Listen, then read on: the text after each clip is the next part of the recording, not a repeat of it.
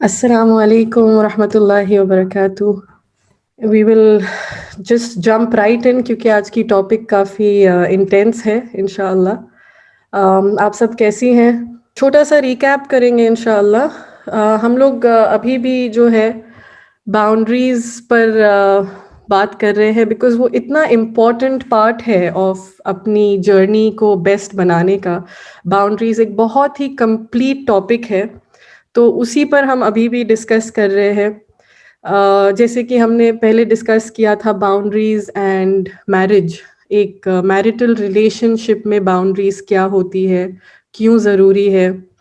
और boundaries basically हर कोई अपनी अपनी जिम्मेदारी खूबी से निभा रहा है, हर कोई अपने गार्डन को पानी दे रहा है ताकि हर कोई एक खूबसूरत और बेस्ट तरीके से अपनी लाइफ जी रहा है। ये मेन फोकस है हमारी बाउंड्रीज का। तो हर वो चीज़ जो हमें अपना बेस्ट वर्जन होने के लिए हेल्प करे, हर वो चीज़ जो हमें अपनी बैटरीज को फुल रखने की मदद करे, वो हमारी बाउंड्रीज में आ जाएंगी। आज हम स्पेसिफिकली बात करेंगे बाउंड्रीज एंड चिल्ड्रन के बारे में, बाउंड्रीज और हमारे बच्चे। अब वो बच्चे हमारे भी हो सकते हैं और हमारी फैमिली में अगर हमारे भाई बहनों के बच्चे हैं, जो भी हमारी कम्युनिटी के बच्चे, है ना। लेकिन we will start with boundaries and children. Okay, अब ये टॉपिक को हम दो एरियाज में डिवाइड करेंगे। पहले बच्चों के साथ हमारी अपनी बाउंड्रीज। ओके, तो इस वक्त हम बात कर रहे हैं हमारी बाउंड्रीज की हमारे बच्चों की तरफ। ठीक है, ये स्पेशली इम्पॉर्टेंट है एज मदर्स। ओके, क्योंकि हम इतना ज़्यादा वक्त अपने बच्चों के आसपास स्पेंड करते हैं, अपने बच्चों के साथ एक तरीके से हमारी पूरी लाइफ जो है अपने बच्चों के इर्द गिर्द गुजर जाती है। तो इस सिचुएशन में हमारी बाउंड्रीज कायम होना बहुत ज़रूरी है। ओके, हमारे टाइम और हमारी एनर्जी को लेकर। अब ये क्यों इम्पोर्टेंट है, इस बात पे डिस्कस करना क्यों ज़रूरी है? क्योंकि सबसे पहले तो हम अपने बच्चों को एक लाइफ टाइम ट्रेनिंग दे रहे हैं। हम उनको अपने एक्शन से ये मॉडल करके दिखा रहे हैं कि जब वो बड़े होंगे और जब उनकी लाइफ में बच्चे ऐड होंगे तो उन्हें अपने बच्चों के साथ कैसे बिहेव करना है। जो बच्चे एक बहुत ही इंटैक्ट माहौल में बड़े होते हैं, जहाँ पे हर कोई अपनी बाउंड्रीज को रिस्पेक्ट कर रहा है, हर कोई अपने आसपास वालों की बाउंड्रीज को रिस्पेक्ट कर रहा है, ये बच्चे बड़े होने के बाद बहुत नेचुरली एक बाउंड्री फुल जिंदगी जी सकते हैं। अनफॉर्चुनेटली जब हमारी बाउंड्रीज क्लियर नहीं है, तो जब हमारे बच्चे बड़े होते हैं उनको भी अपनी बाउंड्री सेट करना बहुत मुश्किल पड़ता है। ओके, तो सबसे पहले हम अपनी बाउंड्रीज पे थोड़ा ध्यान देंगे with our time and our energy. अपने बच्चों को ये जाहिर करें कि mama needs a break. Okay, self जैसे हमने सेल्फ केयर में बात की थी कि अपनी फिजिकल एनर्जी पर ध्यान दें। आप इतना ज़्यादा अपने आप को सैक्रिफाइस करें ही नहीं कि आप बिल्कुल ड्रेन्ड आउट और बिल्कुल थक जाएं। क्योंकि बच्चे ये देखते हैं कि हमारी अम्मी तो हमेशा थकी हुई है, from the minute she wakes up, सुबह उठने से लेके रात में सोने तक के अम्मी तो बस she is like a machine, वो तो बस दौड़ रही है। ये एक हेल्दी चीज़ नहीं है for the children to grow up with. उन्हें ये देखना है कि हमारे पेरेंट्स भी थकते हैं, हमारे पेरेंट्स को भी रेस्ट की ज़रूरत है। इससे हम उन्हें ये सिखा रहे कि रेस्ट लेना, लाइफ में ब्रेक्स लेना, लाइफ में अपने लिए टाइम लेना इज़ नॉर्मल। क्योंकि जब वो ये देखेंगे तो इंशाल्लाह जब वो बड़े होंगे तो वो भी ये चीज़ करेंगे। उनको पता होगा कि अब हम I am tired now, I need to take a break. You know दूसरी चीज़ व्हाट दिस डज इज कि आप एक हैप्पी पेरेंट हो, नॉट अ पेरेंट जो completely frustrated, tired, drained out. इतने आपने इतना ज़्यादा अपने आप को सैक्रिफाइस कर लिया है कि अब आप एक हैप्पी पेरेंट जोन से बाहर निकल के एक बहुत ही what you say frustrated parent बन चुके हो. Our children don't need that. हमारे बच्चों को एक हैप्पी पेरेंट चाहिए, नॉट अ सैक्रिफाइस्ड पेरेंट. आप देखें कि आज जो यंग जनरेशन है वो पेरेंट के रोल में आने से बहुत डरते हैं. उनको ऐसे लगता है कि नहीं नहीं बच्चे नहीं, बिकॉज हमारी लाइफ रुक जाएगी. बिकॉज यही उन्होंने देखा है बड़े होते हुए. दे हैव सीन कि जब बच्चे आते हैं तो जो हम खुद है हमारी लाइफ तो बिल्कुल फुल स्टॉप ले लेती है, जबकि ये सही तरीका नहीं है. ओके, तो पहली चीज जो हम बात कर रहे हैं, बच्चों के साथ हमारी बाउंड्रीज, हमारे टाइम और हमारी एनर्जी को लेके. ओके, द सेकेंड पॉइंट जिस पे आज हम बहुत ज़्यादा इंशाल्लाह डिस्कस करेंगे, हमारे बच्चों की अपनी खुद की boundaries. Okay,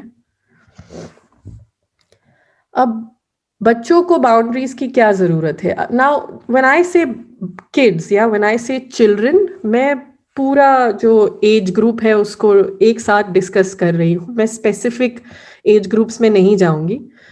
from the time जब हमारे बच्चे टॉडलरहुड में होते, जैसे 2 साल 3 साल से लेकर उनके टीनेज ईयर्स तक. ठीक है, ये पूरा इंशाल्लाह हम एक साथ ही फोकस करेंगे because of lack of time. ठीक है, अब बच्चों को बाउंड्रीज की क्या ज़रूरत है, ये जो पॉइंट्स है ये बहुत सारी psychological researches, mental health studies के बाद ये points the researchers have concluded, ये पॉइंट्स उन्होंने कंक्लूड किया है. अब मैंने वो स्टडीज यहाँ पे डालना ज़रूरी नहीं समझा बिकॉज इट मेक्स सेंस. ठीक है, एक बच्चा जो एक बाउंड्री, रिस्पेक्टफुल बाउंड्रीज के साथ बड़ा होता है, उस बच्चे का कैरेक्टर एक एडल्ट होने के बाद भी इज डिफरेंट, इज बहुत ज़्यादा मजबूत कैरेक्टर वाला बच्चा होता है वो, जब वो अपने एडल्टहुड में है. एक बाउंड्री फुल जिंदगी जीने के बाद बच्चे अपनी लर्निंग एबिलिटीज में बेस्ट होते हैं. परफॉर्मेंस इन स्कूल, कोई भी चीज़ सीखना उनके लिए ज़्यादा इजी या ज़्यादा बेहतर वो चीज़ें नहीं सीख सकते हैं. उनकी ज़िंदगी में उन्होंने अपनी बाउंड्रीज किस तरीके से सीखी है, वो उनकी ज़िंदगी की चॉइसेस को इम्पैक्ट करती है. Career choice, choice of a partner. You know एक तरीके से इस्लाम जो है हमें बाउंड्रीज देता है. Islam is full of limits, हुदूदुल्लाह जैसे कहते हैं. तो बेसिकली बाउंड्रीज सीखना इज जस्ट अपने इस्लाम को पुख्ता करना या अपने इस्लाम को स्ट्रॉन्ग करना है. Number 4, relationships. हमारे बच्चे बड़े होकर किस तरीके के हस्बैंड्स, वाइफ्स, पेरेंट्स बनेंगे, ये सब हम कहीं ना कहीं बचपन में उनमें इनग्रेन कर देते हैं bye what kind of environment we raise them in. Okay, now let's move on. अब ये बाउंड्रीज क्या चीज़ है और इसे किस तरीके से सेट करनी है उस पर बात करेंगे. सबसे पहले तो लेट चिल्ड्रन बी, इसका क्या मतलब है. व्हेन आई से लेट चिल्ड्रन बी, बच्चे जो है अपनी फितरत पे होते हैं. ओके, मतलब as children they are right, they are fine, okay, they are okay. अब पेरेंट्स का काम है कि हम उन्हें वो हदें दें जिसमें वो और ज्यादा ग्रो हो सके. तो बच्चों को रहने देना, जैसे जब वो छोटे होते हैं 2 साल 3 साल, तो उन्हें एक्सप्लोर करने दे. उनको पानी में मिट्टी मिलाना अच्छा लगता है, लेट देम डू इट. उनको अलग अलग चीज़ों को अलग तरीके से बजाना अच्छा लगता है, वो लोग एक्सप्लोर कर रहे हैं. एक बच्चा अपने आसपास की दुनिया को फिगर आउट कर रहा है, लेट हिम.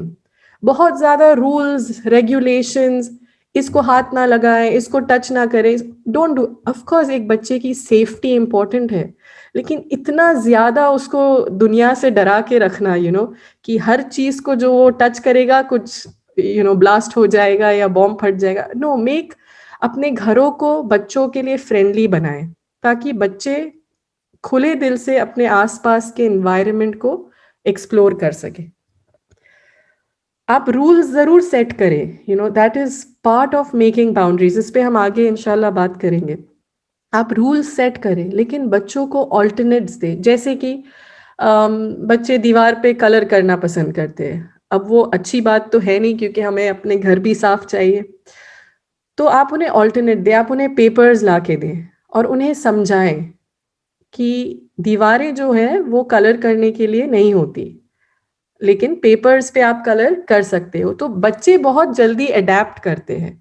बस डांटना कि दीवार पे किसने खचा दिया, दीवार पे किसने लिख दिया वगैरह, इससे हमारा मैसेज अक्रॉस उन तक नहीं पहुंचता। So give them alternates. हर बच्चे को अपनी अपनी पर्सनैलिटी को लेकर चलने दें। ये बहुत इम्पोर्टेंट है। दो बच्चे, एक ही माँ बाप के दो बच्चे एक जैसे हो, ये ज़रूरी नहीं।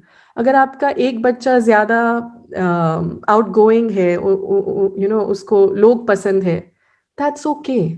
एक बच्चा है जो ज़्यादा महफिलों में खुश नहीं रहता, उसको the child likes to be alone, वो कम लोगों के बीच में ज़्यादा खुश फील करता है, दैट्स ओके एज वेल। अपने बच्चों को अपनी अपनी पर्सनैलिटीज में ग्रो होने दें। ओके। आप देखें, सहाबा भी जो थे, जब उन्होंने इस्लाम कबूल किया, जैसे दो बहुत प्रोमिनेंट सहाबा मेरे जहन में आते हैं, उमर रदी अल्लाह अन्हु एंड अबू बकर रदी अल्लाह अन्हु। जब दोनों ने इस्लाम कबूल किया, उनके बिलीफ्स बदल गए, है ना। उन्होंने शिर्क से एक अल्लाह की तरफ अपने बिलीफ को बदला, लेकिन उनकी पर्सनैलिटीज नहीं बदली। उमर रदी अल्लाह अन्हु वॉज अ ग्रेट सहाबा, लेकिन वो एक स्ट्रॉन्ग इंसान थे। On the other hand Abu Bakr रदी अल्लाह अन्हु वॉज अ जेंटल, बहुत नरमी और सॉफ्ट स्पोकन, लेकिन दोनों बहुत अच्छे मुसलमान थे, बहुत अच्छे, दे आर फ्रॉम द मुमिनून, लेकिन उनकी जो पर्सनैलिटीज थी वो नहीं बदली, और इस्लाम में उसको बदलने की ज़रूरत भी नहीं है। ओके, एज मुस्लिम्स हम बहुत अलग अलग तरीके के मुसलमान हो सकते हैं, हमारे बिलीफ एक होने चाहिए।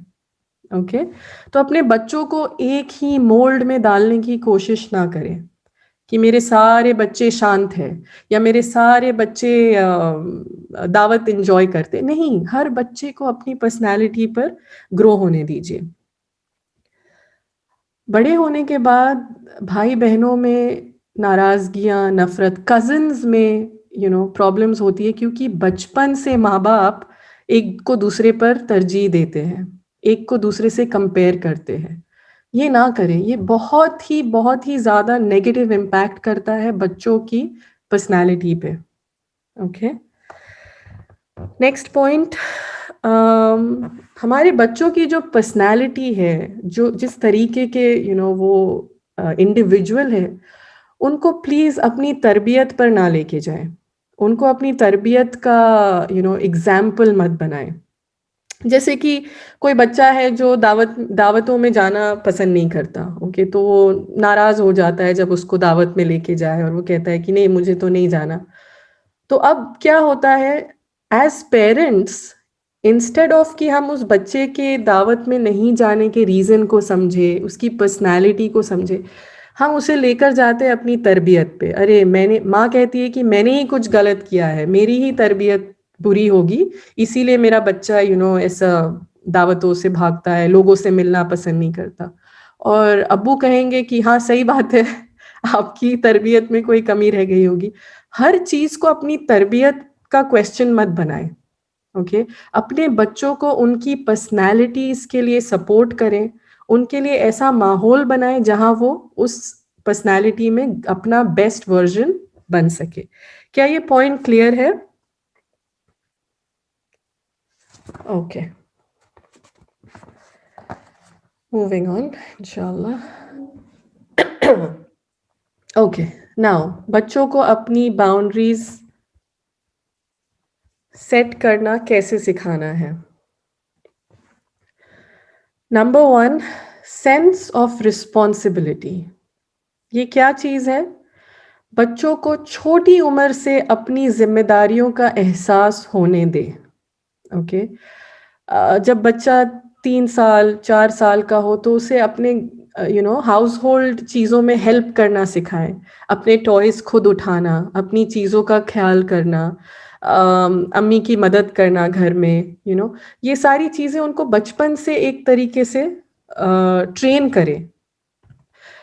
वो जो चीज़ें के लिए रिस्पॉन्सिबल है उनके लिए उनको अकाउंटेबल होल्ड करे। जैसे कि अगर एक बच्चे की जिम्मेदारी है कि वो अपने अब्बू को पानी का ग्लास ला के दे, तो लेट देम डू इट। उनको ये कंटिन्यूसली उस बात के लिए रिमाइंड करे। एंड एक लाइफ स्किल है, अब एक घर चलाना जो है लाइफ स्किल है, अपने बच्चों को बचपन से उस लाइफ स्किल में ट्रेन करें। ओके,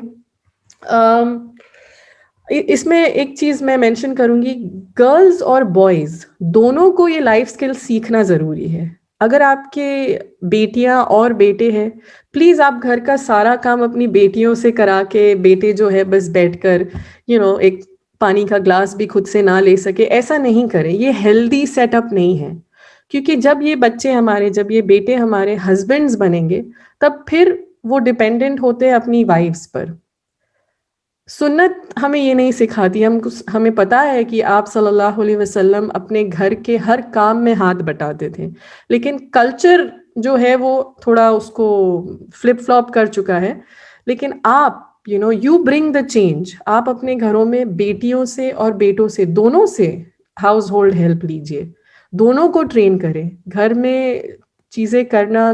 कुकिंग हो, क्लीनिंग हो, ग्रोसरी शॉपिंग हो, ये सारी जो है लाइफ स्किल्स है। इसे जेंडर रोल्स ना बनाएं कि ये सिर्फ लड़कियां करेंगी या डोंट डू दैट। एक सेंस ऑफ रिस्पॉन्सिबिलिटी दोनों फीमेल्स एंड मेल्स के लिए कॉमन रखें इंशाल्लाह। ओके, उसके बाद बच्चों को नहीं बोलने का मौका दें। ओके, अगर कोई ऐसी चीज़ है जो हमारे बच्चे रिफ्यूज़ कर रहे हैं, आप बेशक उसके पीछे की वजह ढूंढ सकते हैं, लेकिन उनको नहीं बोलने की स्पेस दें। हम नहीं चाहते कि हमारे बच्चे हमारी हर हाँ में हाँ मिलाए। हम चाहते हैं कि जो भी वो, चाहे वो इस्लाम फॉलो करना हो, चाहे वो अपनी लाइफ के डिसीजंस लेना हो, वो अपने दिल से लें। क्योंकि at the end of the day sisters, Islam is truth, correct? Islam is about इखलास। इस्लाम इज व्हाट हम अपने दिल से कर रहे हैं। It's not just a show off, मतलब हम दिखा कुछ रहे हैं और हमारे अंदर कुछ है, नहीं। ये इस्लाम कभी था ही नहीं, राइट? इस्लाम वो है जो हमारे अंदर से, हमारे हार्ट से फील होते हुए हम एक्शंस कर रहे हैं। तो अपने बच्चों को अपने दिल से चीजें करने का और नहीं करने का मौका दें। ओके, जैसे जब हमारे घर पे गेस्ट्स आते हैं, तो हम क्या कहते हैं अपने बच्चों को, 3 साल 4 साल के बच्चे, अपने सारे टॉयज निकाले, सब कुछ शेयर करें मेहमानों से।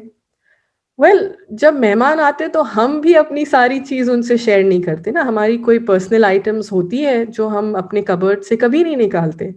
हमारा कोई फेवरेट ड्रेस होता है जो हम किसी को ना दे शायद। तो हम अपने बच्चों से क्यों एक्सपेक्ट करते हैं कि वो अपने सारे टॉयज निकाल के बाहर रख दें? अपने बच्चों को मौका दे कि वो अपनी फेवरेट टॉय को हटा के रख दे। इससे आप उन्हें अपनी बाउंड्री मेंटेन करना सिखा रहे हैं। ओके, उनको चॉइस दे कि कौन से खिलौनों से वो सबके साथ बैठ के खेलना पसंद करेंगे और ऐसा कौन सा टॉय है जो वो सेफली अंदर रख देना चाहते हैं। This you teach them as children, ताकि वो बड़े होने के बाद भी अपनी हदों को समझे, अपनी बाउंड्रीज को समझे और अपनी बाउंड्रीज को खुद केयर करना समझे। ओके, जब बच्चे इस तरीके के माहौल में बड़े होते तो वो दूसरों से नो सुनना भी उनके लिए ठीक होता है। जब उन्हें कोई चीज मना कर दी जाए, they are more accepting, they are more adapting to other peoples no.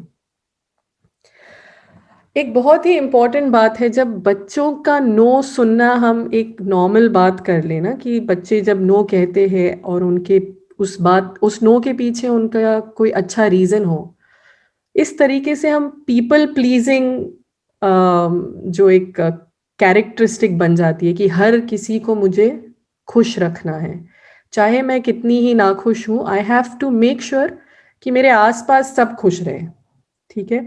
ये पीपल प्लीजिंग जो कैरेक्टरिस्टिक है बहुत ही नेगेटिव है, क्योंकि हम अपनी पूरी जिंदगी किसी और के लिए जीते हैं फिर, है ना।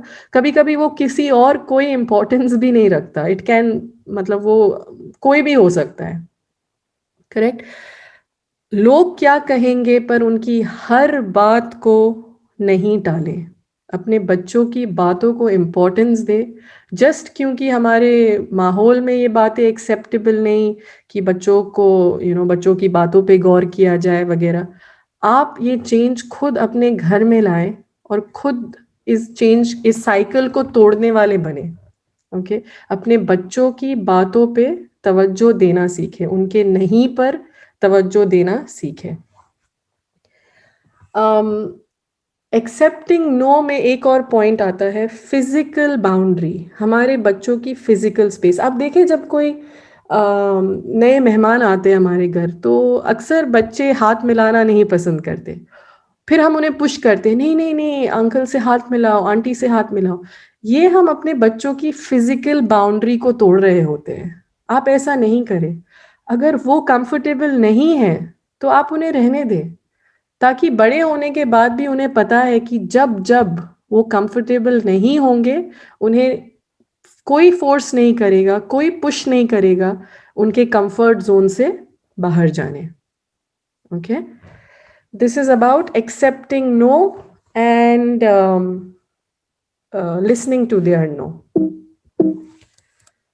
Okay, just a minute. यहाँ तक के सारे पॉइंट्स क्लियर है?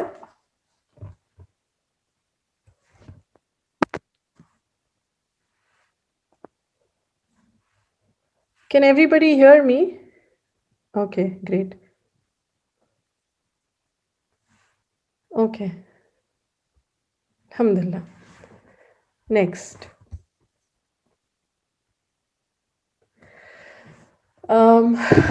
अगला पॉइंट है, फीलिंग्स आर रियल। ओके, जैसे कि हमारी फीलिंग्स रियल है, जैसे हमने पहले डिस्कस किया था कि हम जो फील करते हैं वो रियल होता है। फीलिंग्स और एक्शंस में फ़र्क है, ठीक है। तो अगर हम किसी बात से नाराज़ हैं तो हमारी नाराज़गी जो है वो रियल है, उसे रिस्पेक्ट करना, उसे एक्नॉलेज करना, वो ठीक है। उस नाराज़गी का हम एक्शन क्या लेते हैं वो अलग बात है, ओके, वो अलग डिस्कशन है। तो बचपन से हम जिस तरीके से हमारे बच्चों से बात करते हैं, हम उनकी फीलिंग्स को किस तरीके से ट्रीट करते हैं, ये बड़े होने के बाद हमारे बच्चों के एडल्टहुड में उन पे इफेक्ट करता है। क्या मतलब है इसका? जैसे हमारे बच्चे पहली बार स्विमिंग पूल में जंप करने से डर रहे हैं या स्लाइड पर चढ़ने से डर रहे हैं, तो हम क्या कहते हैं, नहीं नहीं नहीं, you have to be strong, strong boys are not scared, या स्ट्रांग गर्ल्स तो डरती ही नहीं। तो हम बेसिकली उनकी फीलिंग, जो उनकी डर की फीलिंग है, उसको इग्नोर करना सिखा रहे हैं उनको, ठीक है। हम उनको कह रहे हैं कि अगर आपको स्ट्रांग होना है तो आप डर नहीं सकते। या अक्सर हम कहते हैं, जब हमारे बेटे स्पेशली जो बॉयज हैं जब वो रोते हैं, तो अरे आप बॉय होकर रोते हो, आप लड़के होकर रोते हो, व्हाट आर वी डूइंग। हम उन्हें उम्र भर के लिए अपने इमोशंस को इग्नोर करना सिखाते हैं। जब हमारे बच्चे रोएं तो आप बस वहां रहकर उन्हें एक हक दे दीजिए। आपको हमेशा उनके रोने को, उनकी नाराजगी को फिक्स करने की जरूरत नहीं। कभी कभी बस उस फीलिंग में उनके साथ रहें, और फिर इंशाल्लाह वो खुद अपनी फीलिंग्स से डील करना सीखेंगे। अब देखिए, हम जब बड़े हो जाते हैं तो हमें सैडनेस फील करना नहीं आता, हम इतना डरते हैं दुखी होने से, क्योंकि दुख में करना क्या है वो कोई सिखाता ही नहीं। बच्चों को अपने दुख को हैंडल, अपनी सैडनेस को, अपने, चाहे वो छोटी सी बात हो, चाहे वो इसलिए अपसेट है क्योंकि उनका टॉय टूट गया है, आप उस अपसेटनेस को उन्हें फील करने दें। जस्ट बी देयर, उनके आसपास रहें, उन्हें हक दें, उनके अपसेटनेस को फौरन फिक्स करने की कोशिश ना करें। इससे जो बच्चे हैं वो सीखते हैं कि उनकी फीलिंग्स रियल है। It's okay to be sad, it's okay to be upset, it's okay to cry, चाहे वो गर्ल्स हो या बॉयज। ओके, और जब वो अपनी फीलिंग्स आपके साथ शेयर कर रहे हो तो उन्हें जज ना करें। जैसे कभी बच्चे कहते हैं कि हम तो कितने बोर हो गए हैं। आप उसे जज ना करें, अरे बोर होना तो बुरी बात है, बोर तो हम हो ही नहीं सकते। नो नो नो, आप सुने वो क्यों बोर है, वो क्यों बोर फील कर रहे हैं, आप उस फीलिंग के पीछे के रीजंस को समझें।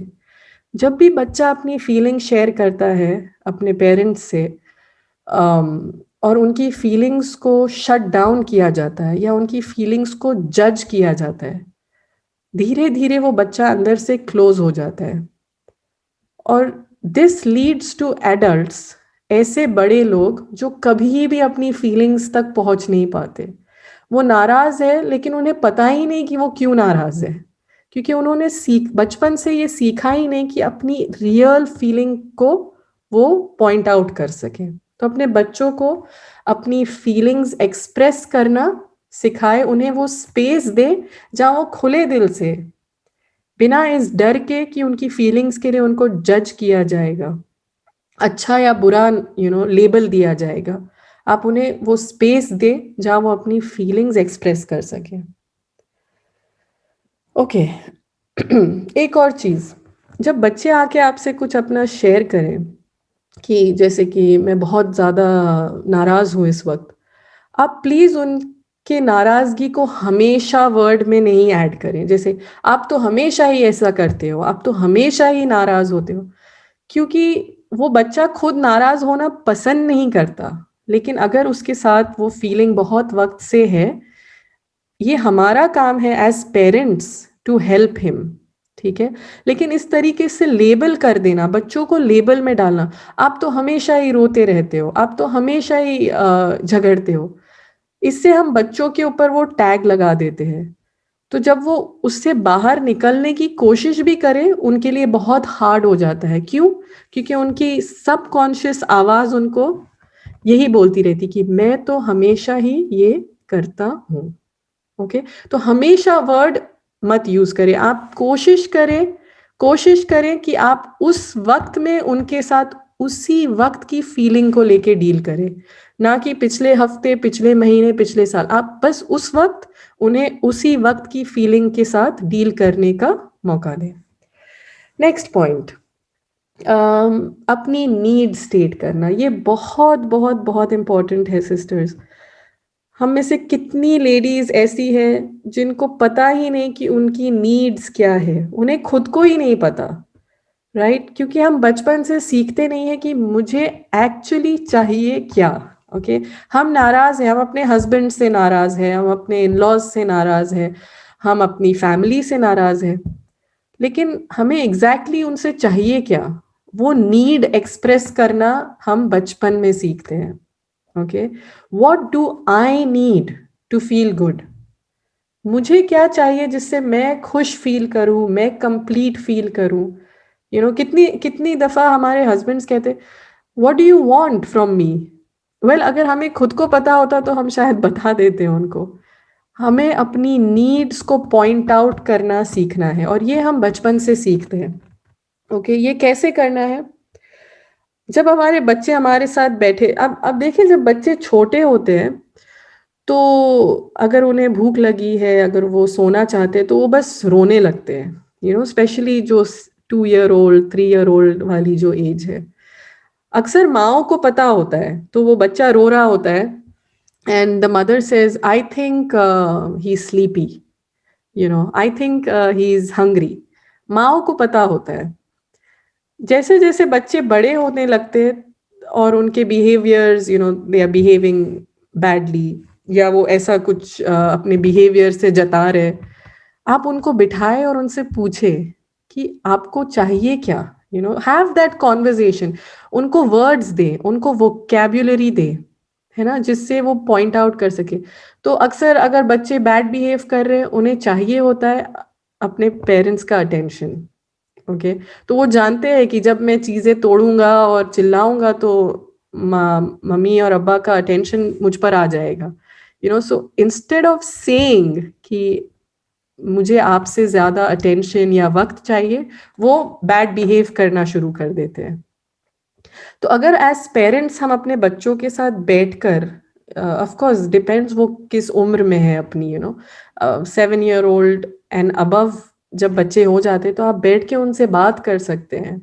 आप उनको वर्ड्स दे, लफ्ज दे, अल्फाज दे कि वो अपनी नीड्स आपको बता सके कि उन्हें एग्जैक्टली क्या चीज़ मिसिंग लग रही है और उन्हें एग्जैक्टली क्या चीज़ चाहिए to feel happy, to feel relax, to feel comforted. Okay, यहां तक के सारे पॉइंट्स क्लियर है?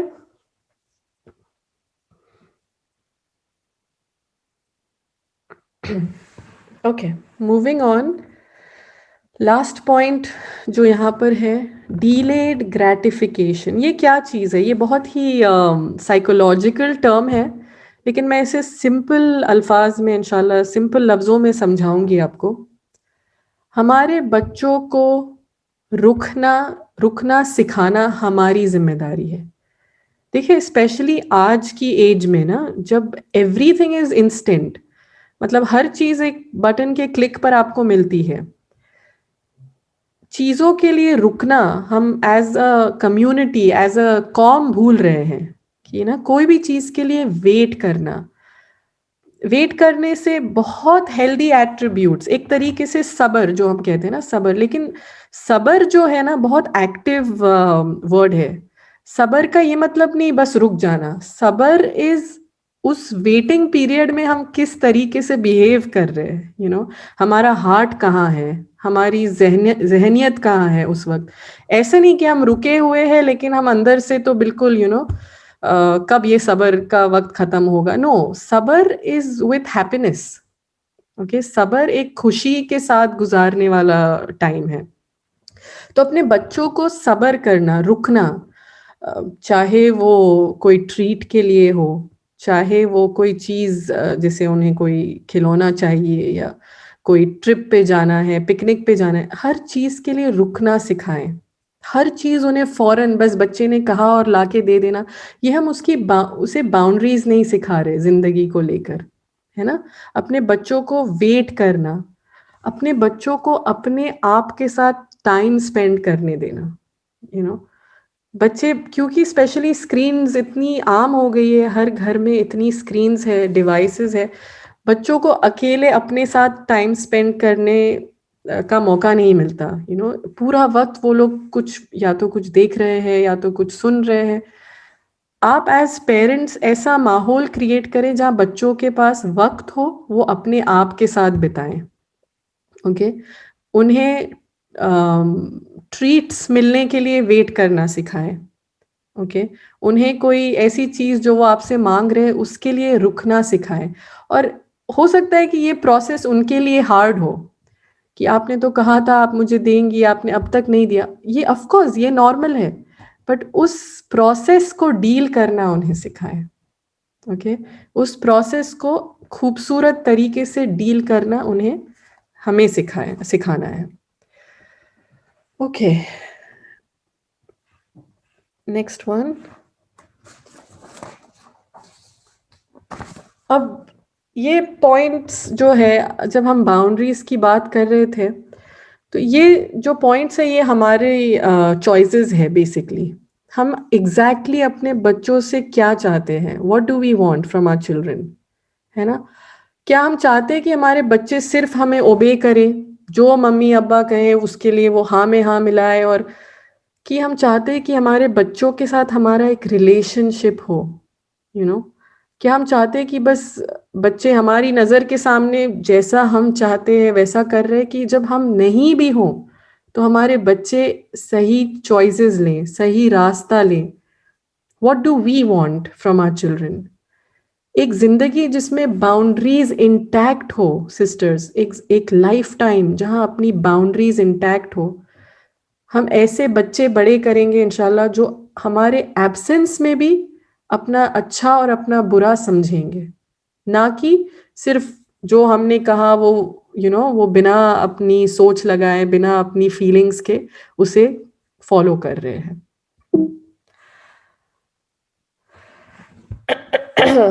What do we want from our children? क्या यहाँ तक के सारे पॉइंट्स क्लियर है? I just want to see some activity in the chat box, please.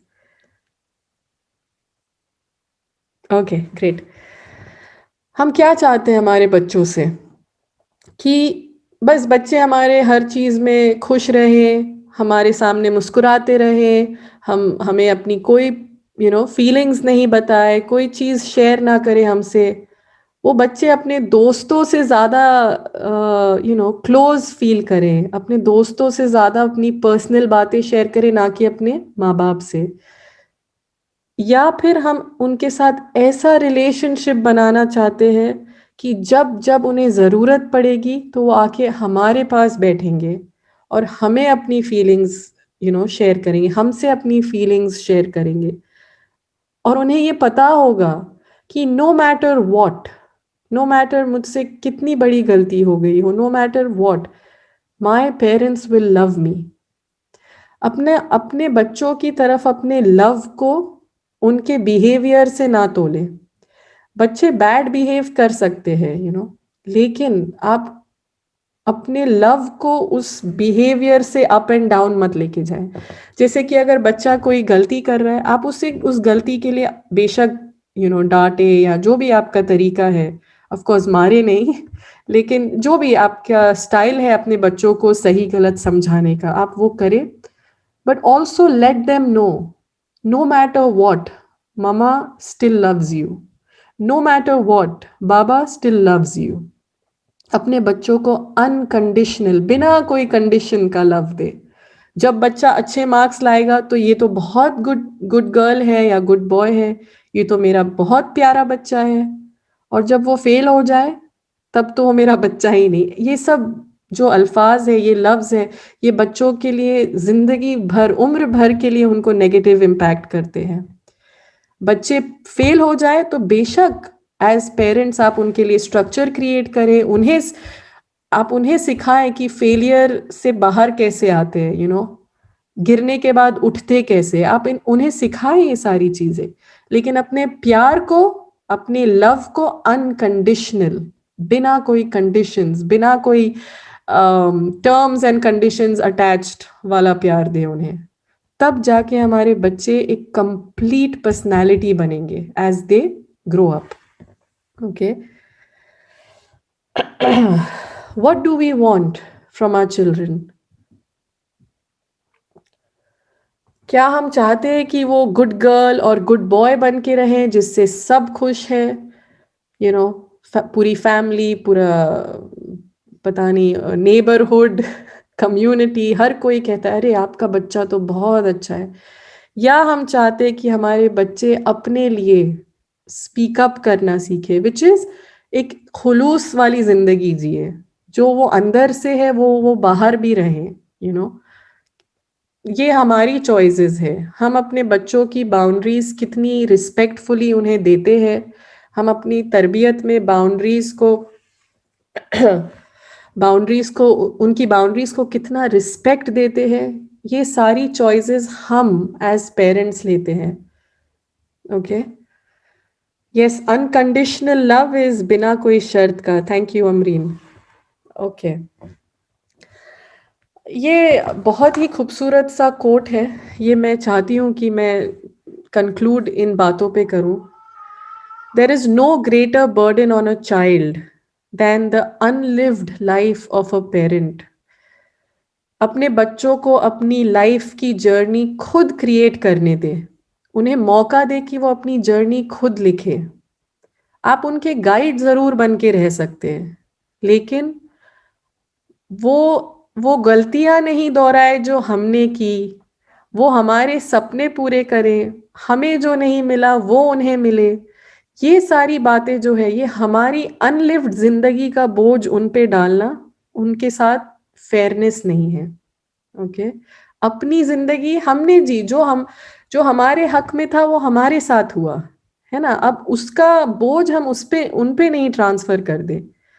But माँ बाप जैसे ना अपनी पूरी लाइफ उनके बच्चों के साथ सख्ती करते हैं, दुनिया में आगे जाएगा तो क्या करेगा, ये हम समझते ही हमारा प्यार है, दिस इज आवर लव। हम चाहते हैं कि वो दुनिया में किसी से व्हाट यू से किसी के पीछे नहीं रह जाए, वो दुनिया की रेस में पीछे नहीं रह जाए, इसीलिए हम उनके साथ सख्ती कर रहे हैं। ये सब, दिस इज नॉट हेल्दी, ये हेल्दी नहीं है। अगर हम हर दिन अपने बच्चों को उनकी ज़रूरत, and most of the time उनकी ज़रूरत होती है बहुत सारा प्यार और एक हैप्पी पेरेंट, एक पेरेंट जो अपनी पेरेंटिंग जर्नी में खुश है। ओके, अगर हम उनको हर दिन वो देते रहेंगे तो इंशाअल्लाह हम उनकी पूरी लाइफ के लिए उन्हें प्रिपेयर कर रहे हैं, पूरी लाइफ के लिए तैयार कर रहे हैं। अपने सारे सपनों का बोझ उन पर ट्रांसफर नहीं करें। ओके, यस, आई एम, बहुत मुझे अच्छा लग रहा है कि आप लोग चैट बॉक्स में एक्टिव है। प्लीज कैरी ऑन इंशाल्लाह। ओके, ये पॉइंट सबको समझ में आ गया। अब ये सब जब हमने बातें की है ना सिस्टर्स, तो मैं एक चीज बहुत बहुत इम्पोर्टेंट आपसे शेयर करूंगी। देखिए, कल तक जो हो गया हमसे, उसके लिए गिल्टी फील करना कि अरे मुझसे ये भी गलती हो गई, ये भी गलती हो गई, ये प्रोडक्टिव थॉट पैटर्न नहीं होगा, है ना। अगर हम कल, गुजरे हुए कल के लिए गिल्टी फील करते रहेंगे तो ये हमें अपने आने वाले कल पे काम करने का मौका नहीं देगा। कल तक हमें जो पता था, जो एज पेरेंट्स हमें बेस्ट लग रहा था, हम अपने बच्चों को वो दे रहे थे। हर दिन जब हम कुछ अच्छा सीखेंगे, नया सीखेंगे, हम छोटे छोटे स्टेप्स लेकर अपने बच्चों के लिए और बेहतर माहौल बनाने की कोशिश करेंगे। अपने आप को उन बातों के लिए माफ कर दें जो आपको जब बेहतर नहीं पता था तब आपने कर दी। अपने आप को नरमी से, अपने आप के साथ एक नरमी नरमी का मामला करें और फॉरगिव योरसेल्फ। कोई बात नहीं, कल तक जो आपको बेस्ट पता था आपने अपने बच्चों के साथ मामला किया। अब जो आपको पता है, छोटे छोटे स्टेप्स लेकर आप उस पे वर्क करें इंशाल्लाह, और एक माहौल, एक कम्युनिटी क्रिएट करें जहां हमारे बच्चे जो है वो बहुत अपने बेस्ट वर्जन्स में ग्रो हो पाए।